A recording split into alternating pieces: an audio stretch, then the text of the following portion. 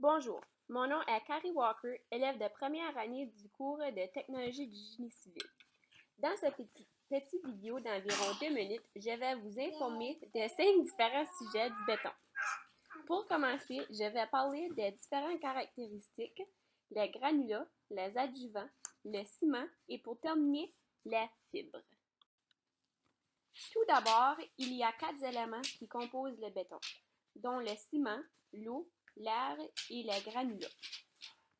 Le béton est composé d'environ 7 à 15 de ciment, 14 à 21 d'eau, 0,5 à 8 d'air et 59 à 75 de granulats. Il existe deux types de granulats dans le béton, dont le petit ou fin, qui sont moins de 5 mm, et les gros qui sont plus ou égaux à 5 mm.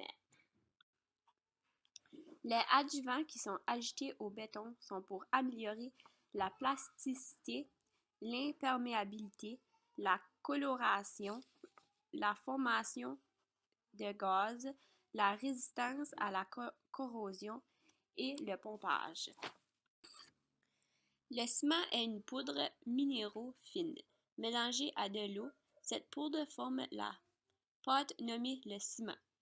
Il existe 6 différents types de ciment, dont la première, Portland normal, modéré, haute résistance initiale, à faible chaleur d'hydratation, et pour terminer, Portland résistante au sulfate. Pour terminer, je vais vous parler des fibres. Les fibres qui sont ajoutées au mélange de béton durant le malaxage et aident l'amélioration des caractéristiques physiques du béton. Les fibres sont fabriquées à partir d'acier, de plastique, de verre et d'autres matériaux naturels. La quantité de fibres ajoutées est moins de 1% du volume du mélange de béton. Pour conclure, le béton est composé de 4 éléments, le ciment, l'eau, l'air et le granulat. Il existe deux types de granulats du béton, des petits ou fins et les gros.